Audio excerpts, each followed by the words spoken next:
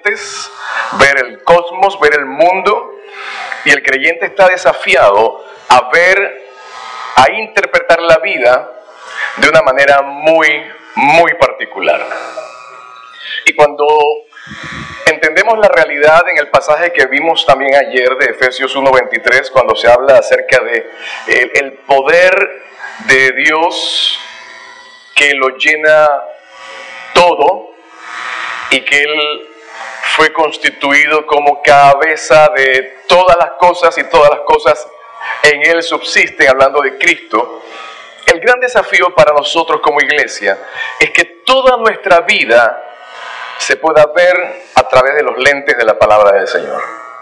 Esta noche vamos a hablar sobre gobierno y entender cuál es el concepto de Dios, cuál es el desafío de Dios para su iglesia, a fin de poder nosotros, a partir de ayer, empezar a ver e interpretar la vida según la palabra del Señor. Es el gran desafío. Vimos ayer que en ocasiones vemos la vida con lentes dobles, tenemos una vida a veces dividida entre lo secular y lo cristiano, y creo que Dios nos llama a entender que solamente tenemos una sola vida y esa vamos a vivirla delante de la presencia del Señor. Amén, hermano mío. Así que dígale que está a su lado: una sola vida, toda ella para el Señor. Viviré exactamente igual en mi vida pública o privada, porque esta vida le pertenece al Señor. Cuando vamos a la Biblia y entendemos un poco de cómo en ocasiones los hombres se arrogan autoridad, o cómo los hombres se arrogan alguna posición hasta el nivel de considerarse dioses, Hechos 12:22 nos da una idea de un momento similar cuando Herodes, en medio de una gran algarabía de la gente que gritaba: voz de Dios y no de hombres. El gran engaño desde el Génesis es: serán como dioses. El hombre siempre ha jugado a querer ser como Dios, y esa es la razón de la rebelión, donde el hombre pueda dirigir su propia vida, sus propios caminos según su parecer. Y creo que cuando vamos a la Biblia entendemos que el único soberano es Dios, por encima de todas las cosas. Así que los que recuerden ese pasaje, Herodes creyó las palabras de sus súbditos, cae en un gran engaño. El engaño es hacer creer al hombre, a los hombres que tienen potestades divinas, y solamente hay un Dios que no comparte su gloria con absolutamente nadie. Así que entendamos un principio interesante. Vino un juicio, Herodes muere, el ángel del Señor le hiere, y esta es la razón. Verso 23, Hechos 12, por cuanto no dio la gloria a Dios. Hay que tener un gran temor reverente en nuestras vidas. Amén. Dios no está en contra de los gobernantes, pero sí Dios está en contra de cualquier hombre que se levante como la autoridad suprema. Dios no se opone a los gobernantes. De hecho, el libro de Romanos 13, verso 1, nos habla que Dios ha establecido toda autoridad. Obviamente esto también tiene un sentido muy particular que vamos a ver luego, donde la autoridad siempre reside en Dios, y lo que el hombre a este plano ejerce es la llamada autoridad delegada. Cuando hablamos de gobierno, hablamos básicamente de una palabra que nos indica conducir una nave, guiar una nave. Y alrededor del concepto gobierno que siempre manejamos tocante a Estado, hablamos de formas en que un organismo, una comunidad social, es el Estado, se organiza y se establece algunas atribuciones o distribución de responsabilidades con un fin de administrar el todo. El que gobierna ejerce algunas funciones para guiar el gran barco que puede ser el Estado, para guiar el gran barco que puede ser la iglesia, para guiar el gran barco que puede ser nuestra propia vida. Y por eso hay que entender qué principios de gobierno están detrás, desde mi autogobierno, el gobierno que dirige a una nación, el gobierno que opera y que determina la forma de comportamiento del mundo eclesiástico, la iglesia, y en los lentes de Dios y con la mirada puesta en los principios de Dios, vamos a entender que Dios tiene formas muy particulares para que el gobierno pueda ser ejecutado. Cuando miramos un poco de las historias, encontramos que el hombre siempre ha buscado a alguien que esté por encima de él para que le resuelva. Y observen, en muchas ocasiones el hombre idolatra al Estado de una manera muy específica.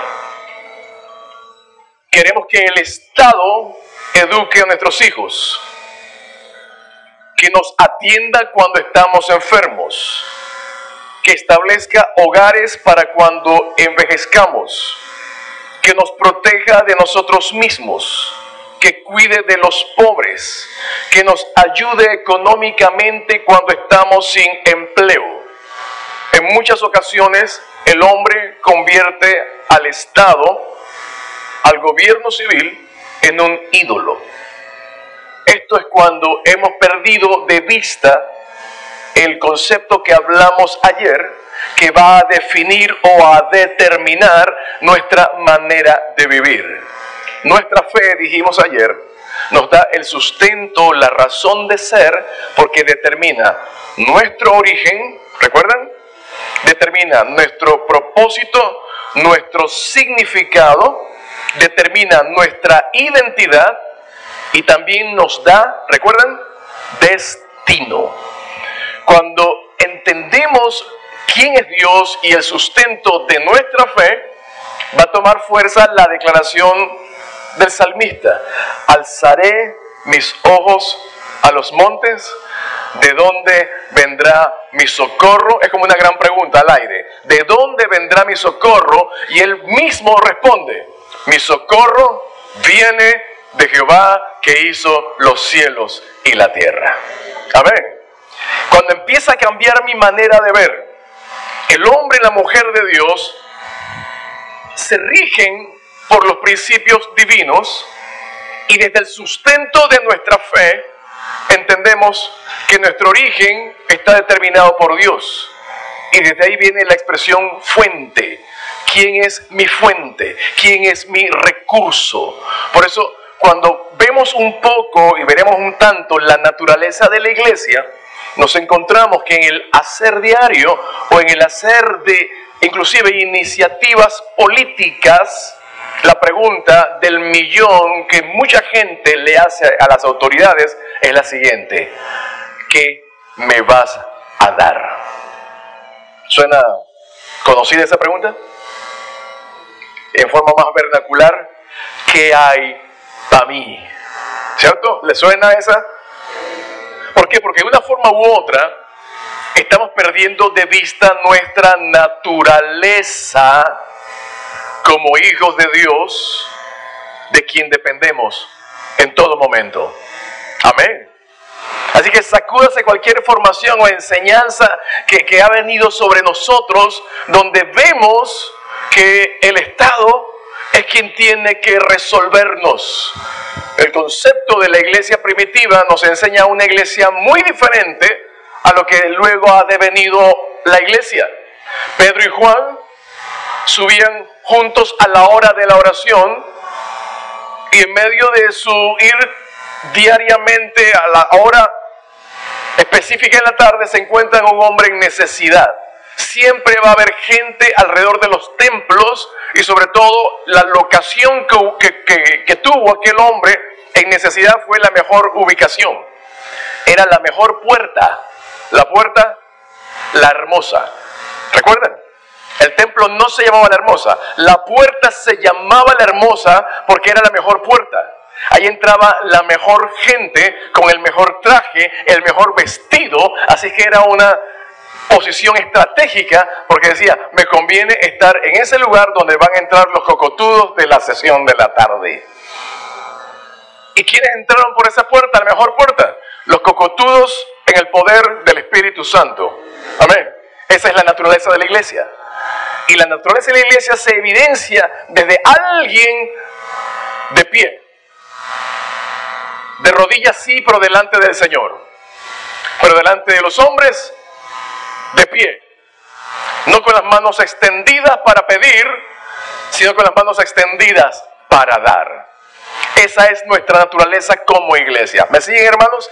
Así que acostumbramos a quitarnos los lentes y nos ponemos los lentes de la cosmovisión cristiana en las 2 horas y media del servicio dominical, o en la reunión de mediados de semana en la oración, o el viernes explosivo, o el sábado de jóvenes.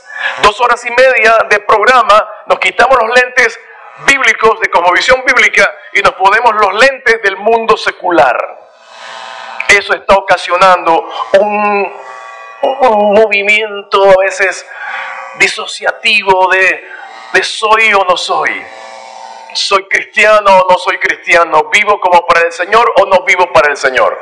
Todo inicia desde una cosmovisión que da sustento a nuestra manera de vivir y nuestra manera en que actuamos y nos movemos.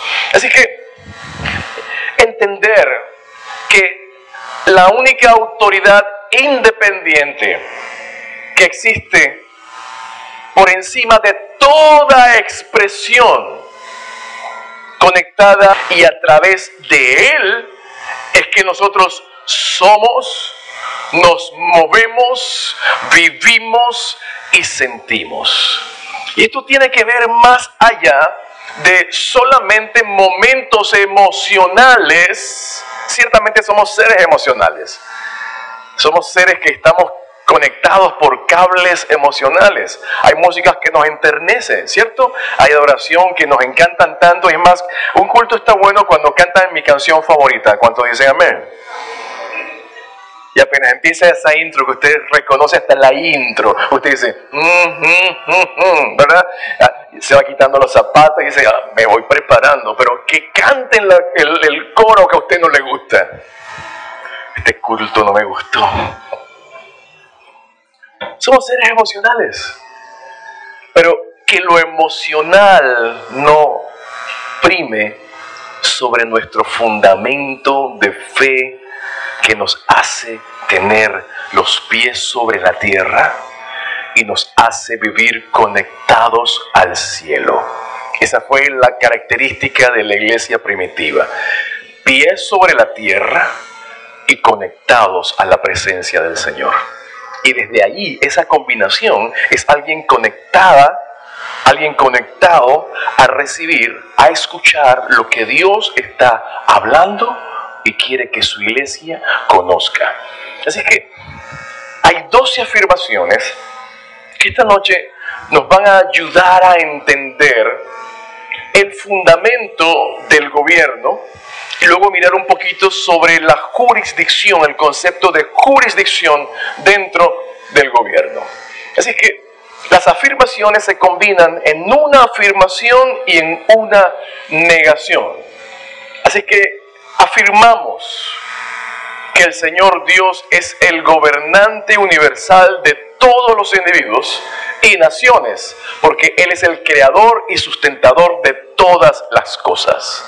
Cuando vamos a la Biblia, libro de Daniel, capítulo 4, verso 17, declara con gran claridad acerca de quién es Dios, quién es Él, qué es lo que hace, cómo permite que gobernantes puedan ejercer. Y dice el verso 17 del capítulo 4 de Daniel: la sentencia es por decreto de los vigilantes y por dicho de los santos la resolución, para que conozcan los vivientes que el Altísimo gobierna el reino de los hombres y que a quien Él quiere lo da y constituye sobre Él al más bajo de los hombres. Es una expresión interesante que habla acerca de la soberanía de Dios.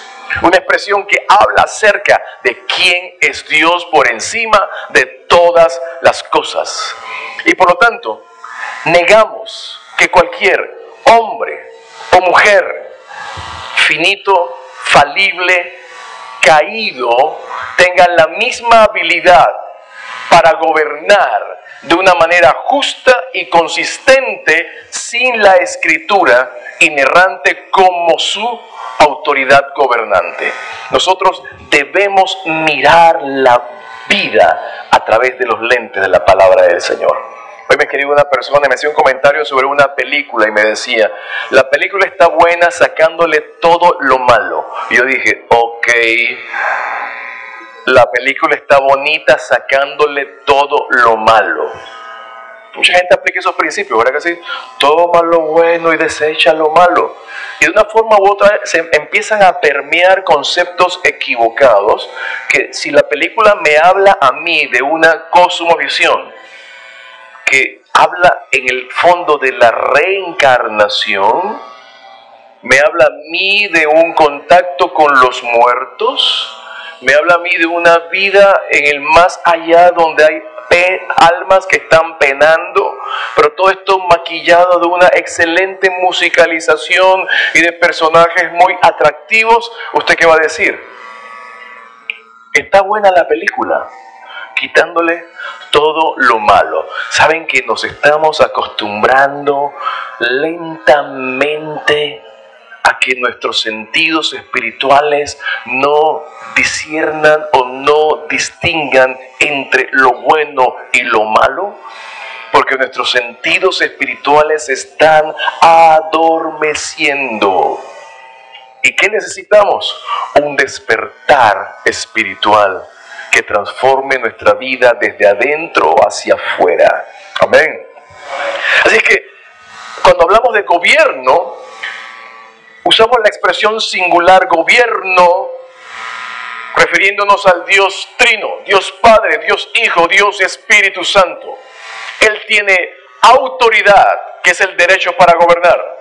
Él tiene el poder, que es la habilidad de gobernar. Y Él tiene la jurisdicción, que es la esfera para gobernar de forma ilimitada y de forma independiente. En otras palabras, Dios está en su trono, Él es Dios, Él es santo, calle delante de Él toda la tierra. Y los que deben conocer y levantar y exaltar esta verdad que encontramos en Isaías 9, 6 y 7, cuando se habla que el imperio de su reino no tendrá fin, y solamente lo usamos para Navidad, ¿cierto?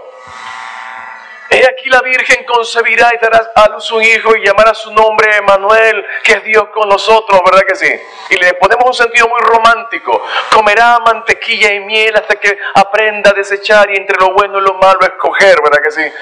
Pero el sentido de quién estaba prefigurando y anunciando el profeta Isaías 900 años antes de la llegada del Mesías anunciado debe ser una verdad que vemos todos los días en nuestra vida, no solamente el 24 de diciembre. Él es el Rey de Reyes, Él es Señor de Señores, hoy en el mes de julio. Y en Navidad lo celebramos, lo cantamos, lo declaramos, y todos los días de nuestra vida. Amén. ¿Qué más hay? Por lo tanto, ninguna persona, ninguna autoridad, ningún gobierno puede reclamar cualquier posición de poder, autoridad, independiente e ilimitada. Le dejo solamente el uso del texto que de forma muy equivocada hacemos del no toques al ungido de Dios. Se los dejo ahí solamente para tarea. Mañana vamos a trabajarlo un poquito, si les parece. Así que es tarea para esta noche. ¿Qué tal? Bienvenidos a la Escuela de Gobierno. Buenas noches. Pensar en pasajes como Romanos 13:1. Toda autoridad ha sido instituida y establecida por Dios. Por lo tanto, me tengo que someter a la autoridad. Hay que revisar eso en detalle. ¿Cuáles son las limitaciones? ¿Cuáles son los límites para la aplicación de ese pasaje que en ocasiones nos produce algo de ceguera absoluta y total? Porque en el fondo levantamos personas y le damos carácter de dioses cuando entendemos que la palabra dice: yo no comparto mi gloria con nadie, dice el Señor. Amén. Cuando afirmamos que la Biblia es el estándar de autoridad y el modelo infalible de conducta en que todo hombre, al cual todo hombre se debe ceñir, y es responsable el hombre de gobernarse a sí mismo por ese estándar, estamos anunciando algo importante. El principal gobierno que existe es el llamado autogobierno. Y ese tiene que ver con nosotros mismos. Nuestra capacidad dada por Dios de rindiéndonos a Él, permitir que su Espíritu Santo trabaje en nuestras vidas para que este hombre, dijimos ayer, muera delante del Señor. ¿Cómo le fue el día de hoy en la aplicación práctica de la cosmovisión bíblica? ¿Cómo estuvo el viejo hombre ahí que le acompañó? ¿A cuánto se le salió hoy el viejo hombre? Bueno, apaguen la grabación que viene en el momento de las confesiones, ¿no? ¿A cuánto se le salió el viejo hombre en el día de hoy? ¿Habrá alguien? ¿Nadie? ¿Todo el mundo lo sometió? ¿El viejo hombre realmente se murió y no sabía nadar en la pila bautismal? ¿No aguantó la respiración? Muy bien. Afirmamos que Dios es creador y sustentador, juez del gobierno del hombre por el hombre. Cuando Dios le dio autoridad al hombre en la creación, le dio dominio y capacidad para enseñorearse sobre toda la creación inferior. No le dio dominio y capacidad de enseñorearse sobre los demás hombres. Le dio dominio y capacidad de enseñorearse sobre la creación inferior. Todo un movimiento de revolución filosófica histórica lleva a la gente a enseñar de manera errada expresiones como la de Thomas Hobbes, que dice: el hombre es el lobo del hombre. Y hemos visto históricamente cómo el hombre somete y domina y controla, inclusive hasta en esferas eclesiásticas. Hace un par de años hubo algunos escándalos a nivel mundial de ministerios grandes y no tenían que ver con temas de orden financiero ni temas de falda, sino que las acusaciones estaban dirigidas a un liderazgo esclavizante que sometía a sus pares, a la gente, a sus colaboradores, a unos niveles de estrés sobrehumano. Imagínense, solicitar la salida de un líder porque su liderazgo en esencia se había convertido en un liderazgo tóxico. Ahí viene, cuidado todo el mundo. Se escucha, ¿recuerda usted la figura cuando llegaba mamá y zapateaba y usted reconocía el golpe del tacón? ¡Pa, pa, pa! Y usted, ahí viene, corran, porque ya sabía lo que venía. O sea, ahora imagínense en entornos laborales donde la relación, oh hermano querido, pero quiero decirte que esa no es probable. Ya entramos al... Es el Dr. Shivo, uno que tiene un fondo como de piel chocolate. ¿Lo viste? Oh, gracias Señor. Muy bien. Ya se me olvidó todo lo que dije, así que voy a empezar. Buenas noches, Dios les bendiga, hermanos. ¿Cómo están? Escenario donde haya algún tipo de relaciones tóxicas, de sometimiento del hombre a otros hombres, pavor, sale del concepto adecuado de gobierno, de soberanía de Dios, y entendemos que ningún hombre puede liderar, ningún hombre puede manifestar la autoridad de Dios saliéndose del contexto de su palabra. Así que negamos que el verdadero gobierno sea establecido por el hombre o sustentado por alguna de sus actividades, excepto la obediencia a la palabra, a la ley bíblica o a las leyes que sólidamente se desprenden a partir de la palabra del Señor. Usted dirá, está abogando por un estado confesional donde el gobierno del presidente Cortizo ahora tome la Biblia y desde la Biblia legisle. No estamos hablando de un estado confesional. Estamos hablando, voy por el número 4, estamos hablando que desde la palabra de Dios se desprenden principios rectores que pueden ser evidentes en todos los contenidos legislativos de nuestra nación. Sencillo, ustedes se imaginan, de los 10 mandamientos, póngale que la gente no quiera vivir los primeros 4. Obviamente, terrible problema, ¿sí? No honrar a Dios, no buscar a Dios, no rendirse delante de Dios. Pero póngase que la gente que menos afirma la creencia en Dios decida vivir los últimos 6. No matarás, no robarás, no dirás falso testimonio. ¿Cómo sería la vida de este país? ¿Cuál es la raíz de todos los males que estamos nosotros viviendo? Hay una sola palabra que los aglutina a todos, se llama palabra corrupción. Y que no solamente es en las altas esferas, sino es en las pequeñas relaciones donde no me haga factura para no pagar impuestos. Déjalo ahí. Eso cuando no tenemos los lentes de la cosmovisión puesta. Pero a partir de hoy, todos nosotros vamos a irnos a la palabra de Dios como la fuente principal para vivir conforme al orden que Dios establece. Amén, hermanos míos. 5. Afirmamos que Jesucristo es Rey de Reyes, Señor de Señores, que Él tiene toda la autoridad en el cielo, en la tierra, y que todos los gobiernos en todas partes funcionan por su permiso y están obligados a seguir sus leyes. Así tenemos que anhelar ver nuestra nación, comportarse, vivir. Cuando salimos a las calles, no solamente queremos que la gente sea impactada por los cantos que hacemos. Una de las cualidades de la iglesia primitiva, recuerdan, producía un efecto de transformación en la gente que estaba alrededor observándolos. Y la manera en que la iglesia se amaba era una nota característica porque eso daba testimonio. Marcos Vidal escribe una canción. ¿Qué nos ha pasado como iglesia? Antes tenían todo en común, oraban por la noche. Hoy compiten por ver quién tiene mejor casa o mejor coche. Antes morían abrazados en la arena del circo romano. Hoy discuten si al orar hay que alzar o no las manos. Se parecen mucho a nuestras diferencias, ¿verdad que sí?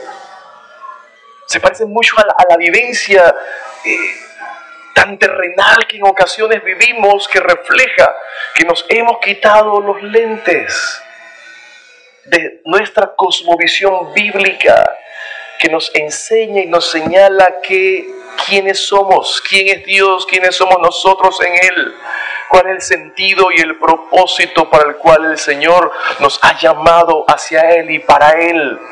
Se nos ha olvidado y eso se nota. Los reformadores de los tiempos de antes no solamente oraban por avivamiento. Yo oro por avivamiento. Me llama mucho la atención que algo sucede en Panamá.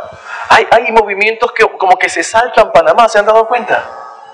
Y uno dice, Señor, no, que suceda algo en Panamá, pero no queremos solamente un avivamiento, y un avivamiento donde la gente escuche la palabra y llegue sin que haya llamados, porque el Espíritu Santo está tocando los corazones y la gente está volviéndose al Señor y abandonando sus prácticas, abandonando sus costumbres, sin que nadie tenga que decirle, sino que el Espíritu Santo produciendo transformación desde adentro hacia afuera.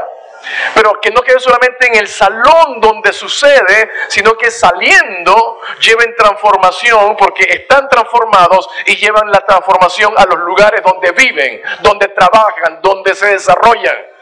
No solamente queremos ver avivamiento, sino reformas que tienen que ver y empiezan a nivel individual. Y se extiende como una pólvora. se extiende a la familia, se extiende a la sociedad, se extiende a la nación. La persona que trabaja en el gobierno, en empresa privada, no solamente vive una vida de fe en su contexto eclesiástico, sino que vive una vida de fe en su centro laboral. Y algo sobrenatural sucede, inclusive un día que no lleves tu Biblia o no menciones un texto bíblico, sino que el poder de Dios operando en tu vida va a hacerse evidente a tu alrededor. Amén. ¿Lo crees conmigo esta noche? Cuando entendemos estas realidades, digamos que cualquier forma de gobierno que exalte al individuo, la iglesia o el Estado por encima de Jesucristo, sea consistente con los estándares bíblicos para el gobierno establecidos por Dios. 6 más. Pensar en jurisdicciones. Hablamos que Dios es quien tiene el poder, tiene la autoridad y tiene la jurisdicción. Y Dios lo delega.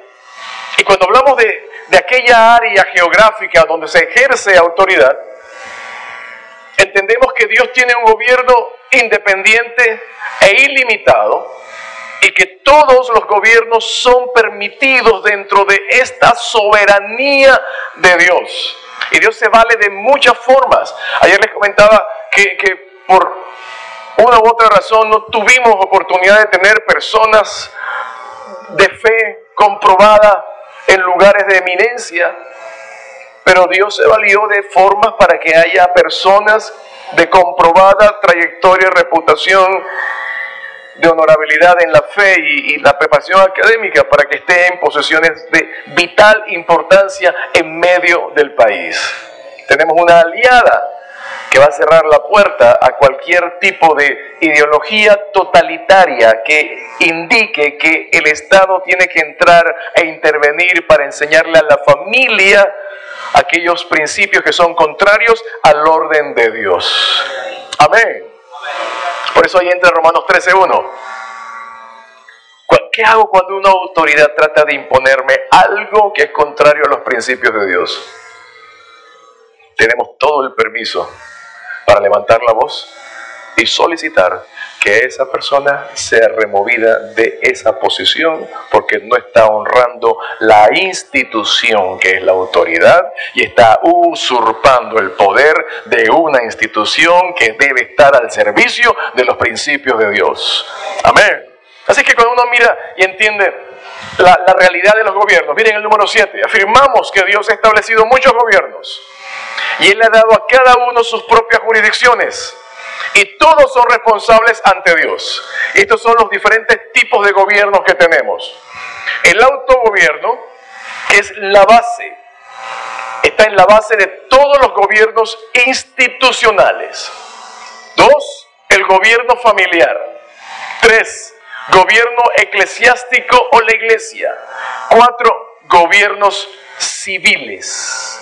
Esa es la combinación de gobiernos que existen, y en cada uno de ellos hay contenidos, hay formas, hay modos en que debe ejercerse la autoridad, y ninguno de ellos debe competir entre ellos, ninguno entre ellos se deben usurpar su jurisdicción.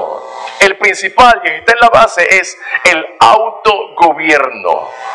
El libro de Santiago nos enseña una forma interesante de ejercer autogobierno, un desafío a ejercer autogobierno. Con un miembro tan pequeño que todo el mundo tiene y lo lleva detrás de ¿cuántos dientes? ¿Cuántos dientes tenemos? Recuérdeme en las clases de ciencia. 64 o 32. 64 sería una cosa muy doble fila para después.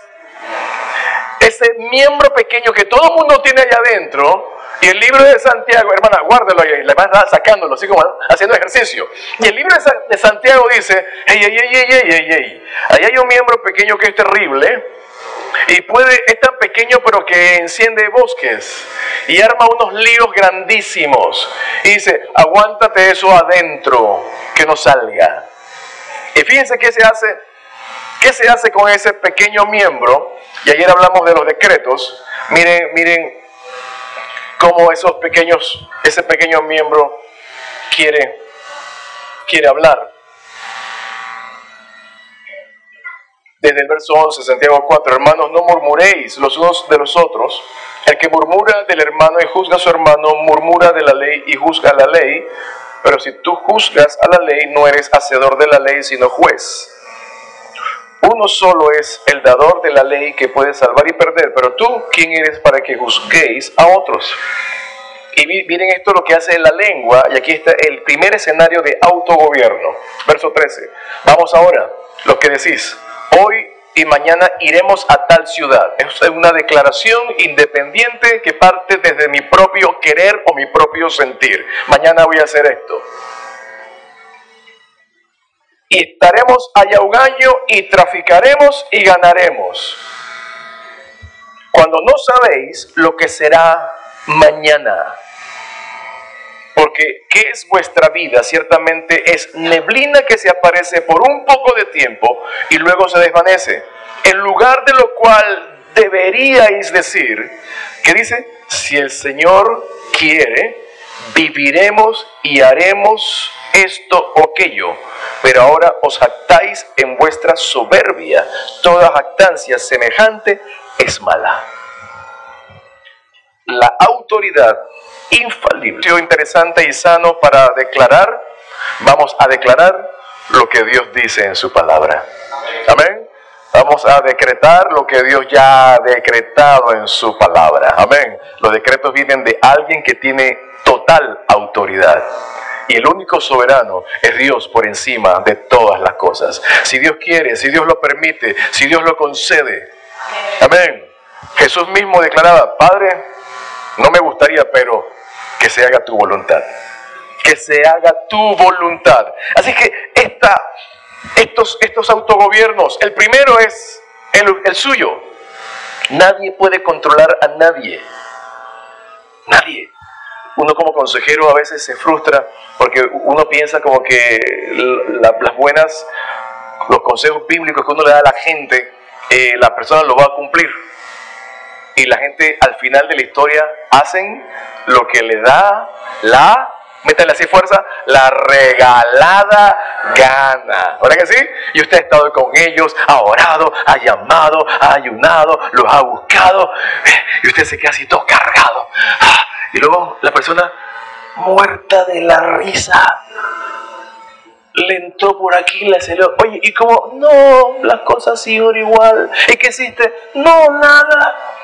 Y uno dice, Señor, ayúdame. Autogobierno.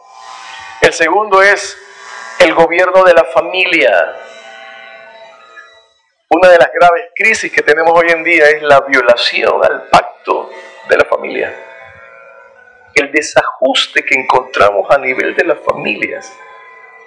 Y tenemos que irnos al manual del que inventó la familia y ordenar nuestra vida según el modelo que el Señor nos ha dejado en su palabra para poder hacer las cosas conforme a. Tenemos gobiernos familiares, el gobierno eclesiástico y los gobiernos civiles. Estos gobiernos, de una forma u otra, tienen injerencias sobre las mismas personas. En términos de leyes, nosotros estamos regulados por 4 tipos de normas. Están las normas morales, están las normas sociales, están las normas religiosas y están las normas jurídicas. La norma moral es la norma personal interna que afecta el fuero interior del ser humano. Cuando alguien viola una norma moral, hay una sanción y esa sanción viene por un cargo de la llamada conciencia, que te toca la puerta cuando menos lo esperas. Estás tranquilo en una reunión o en la iglesia y la conciencia te toca la puerta y te dice, sé lo que hiciste el verano pasado. Y quedas.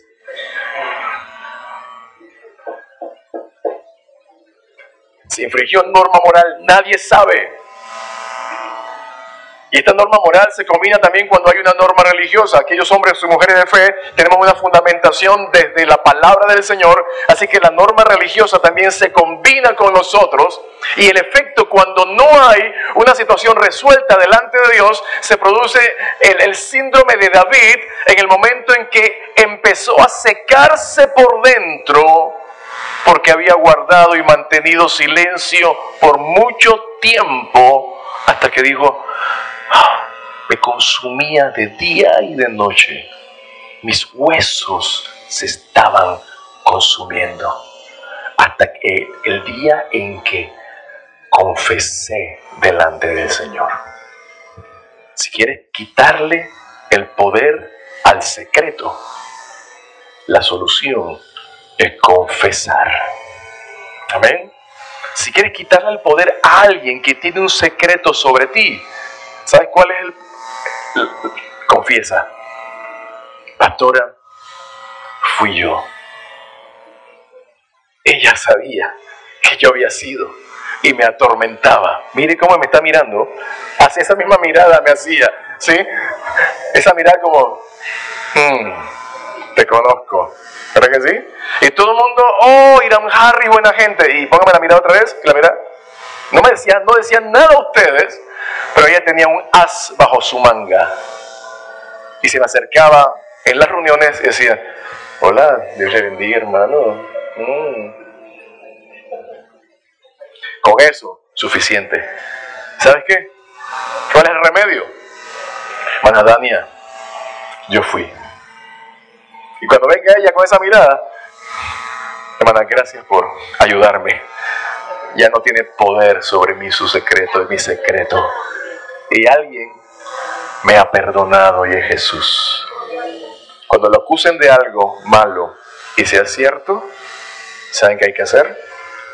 Confesar y arrepentirse. Cuando le acusen de algo malo que sea falso, no haga absolutamente nada porque es falso. Amén. Así que este gobierno, esta norma nos controla. La norma moral habla del fuero interno. La norma religiosa o de fe para los hombres y mujeres de fe también ejerce un poder, porque desde la palabra ella nos habla. La norma social es una norma que nos acusa porque faltamos a una norma de etiqueta. Fuimos a una fiesta, a una boda que era de etiqueta y llegamos en jeans y zapatillas. En estos tiempos a la gente le resbala eso. En otros tiempos la gente dice: ¿sabes qué? Yo no puedo entrar así, qué pena. Hoy en día la gente: ¿qué me importa? Pero antes, ¿verdad que sí? ¿Sabes qué? Yo regreso a mi casa y me visto adecuadamente. Ok. Norma social. ¿La sanción cuál es? El ridículo. Que mira que se puso tan perdido. Norma social, algo afuera. Y la cuarta es la norma jurídica. Cuando infringimos una norma que el Estado está llamado a aplicar su cumplimiento, transgredimos, puede ser lo moral, lo eclesiástico, pero una norma jurídica infringida no solamente transgrede lo moral, lo social, lo eclesiástico, también transgrede el ordenamiento jurídico de un país, y la sanción es mayor porque el Estado imprime toda su fuerza. Estas 4 jurisdicciones recaen sobre la misma persona. ¿Por qué? Porque tenemos autogobierno. 2, vivimos en un contexto de familia. 3, vivimos en un contexto de autoridades eclesiásticas. Y 4, vivimos en un gobierno civil. Así que estas normas, de una forma u otra, se van a cruzar actuando sobre una misma persona, pero el desafío es que cada una se mantenga independiente y ninguna tenga injerencia de manera arbitraria sobre otras. Por eso el Estado no puede meterse en la jurisdicción de la familia, porque la familia hay un sistema de autoridad donde está papá y mamá, y el Estado solamente va a velar y va a proteger, pero no va a intervenir para decirle a la familia qué le debe enseñar a sus hijos, cómo los debe levantar o qué mentira ellos deben ahora aceptar. Nos oponemos a cualquier medida de estados totalitarios que quieran infringir la autonomía y la libertad que tiene la jurisdicción de la familia, donde los padres son los encargados. Amén. Inclusive a nivel de la iglesia no puede intervenir en la familia. ¿Sabía eso? Uno enseña a la gente 2 horas en escuela dominical a los niños, pero la mayoría del tiempo están en casa. ¿Uno qué va a hacer? Uno se ve limitado porque deposita la semilla y allá se la arrancan. Uno deposita la semilla y allá se la arrancan. La iglesia suple las faltas de la familia. Por eso la iglesia ocupa un lugar tan especial, porque suple las carencias de otras jurisdicciones y encuentras en la familia de la fe gente que te ama genuinamente, gente que se interesa genuinamente por ti, gente que celebra tus victorias, que llora con tus derrotas. Y con esto no digo para pelearnos con las familias, es que hay que extender puentes, familias e iglesia, porque ahí está el lugar para sembrar el poderoso evangelio. Amén. Cuando hablamos en la afirmación de los varios gobiernos, entendemos en el 9, sin un autogobierno, todos los otros gobiernos están destinados a fracasar. ¿Tienes la 9? Sin un autogobierno, todos los demás gobiernos están destinados a fracasar. ¿Sabes por qué cae el gobierno civil? Porque hay individuos que están rotos por dentro. Falta de integridad. ¿Sabes por qué caen los gobiernos eclesiásticos? Porque hay individuos que conforman los gobiernos eclesiásticos que están rotos por dentro. Falta de integridad. La familia igual. Por eso es importante. Dios vino a salvar al pecador. Dios vino a acercarse a las personas. Es imposible que vidas dañadas puedan ejercer una adecuada función de paternidad, una adecuada proyección a nivel social, o que puedan llegar a esferas de gobierno y que tengan en orden su casa. A nivel de desafíos, la pregunta es, ¿creen ustedes que nuestros gobernantes deben tener y ser probos moralmente? Deben ser gobernantes que tengan resuelta su vida a nivel personal y familiar y que puedan ellos dar testimonio de una vida correcta. ¿Verdad que sí? Eso debe estar en escrutinio, por eso una presentación. En otras latitudes, cuando les hacen preguntas a candidatos, le dicen, cuéntame todo acerca de tu vida. Porque si guardas un secreto, alguien va a tener un as bajo la manga al final de la campaña, como ha sucedido aquí. Y la última semana de campaña son la semana de los ases bajo la manga, de las fotos que salieron revelando cosas. Dime si tienes un secreto en tu vida. Transparencia. En Estados Unidos es un tema tan importante que cuando se hace escrutinio de candidatos, revisan y piden en detalle absolutamente todo. Y las faltas morales en algunas ocasiones se celebran o se tapan dependiendo del movimiento de la economía. Eso pasó para el periodo del señor Clinton.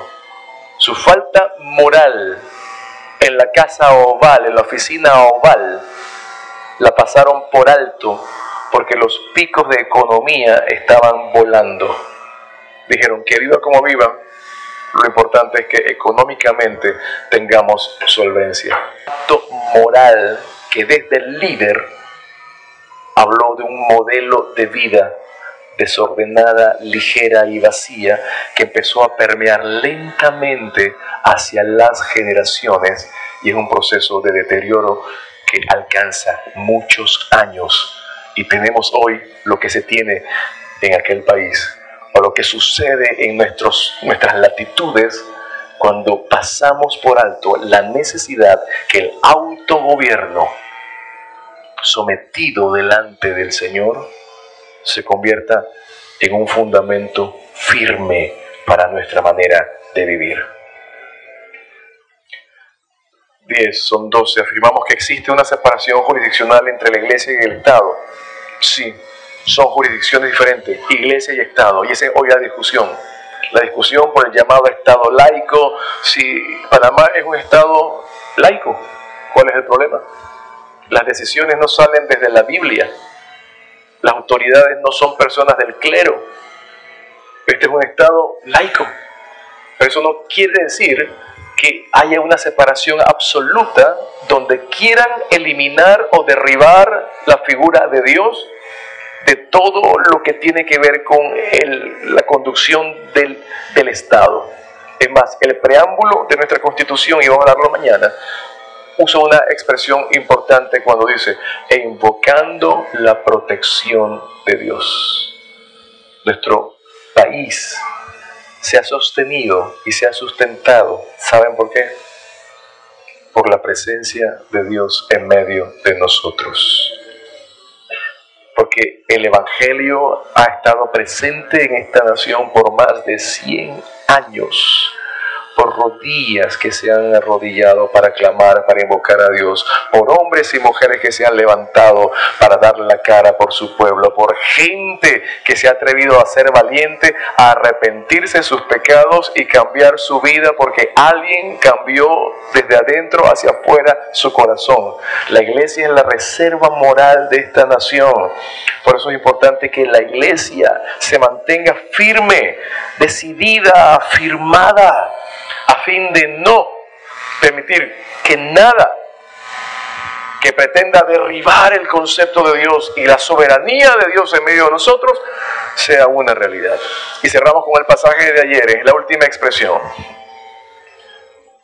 El que viene, el último sigue, la 14. Este es el secreto de estos 3 días. Entender que Dios ha manifestado todo su poder en la persona de Jesucristo. Y Él como la cabeza y la iglesia como su cuerpo. Y Él es la plenitud de todo que lo llena absolutamente todo. Hoy va a preguntarse, Señor, ¿cómo está el autogobierno de mi vida conforme a tu palabra? ¿Cómo está el gobierno de mi familia? ¿Cómo está el gobierno en mi iglesia? ¿Cómo está el gobierno civil en mi país? Y que sea una oración para decirle, Señor, yo quiero invitarte a que tú seas el Señor de todo lo que soy, de todo lo que tengo, de todo lo que hago. Porque tengo una sola vida y la voy a vivir delante de ti. Ahí incline su rostro.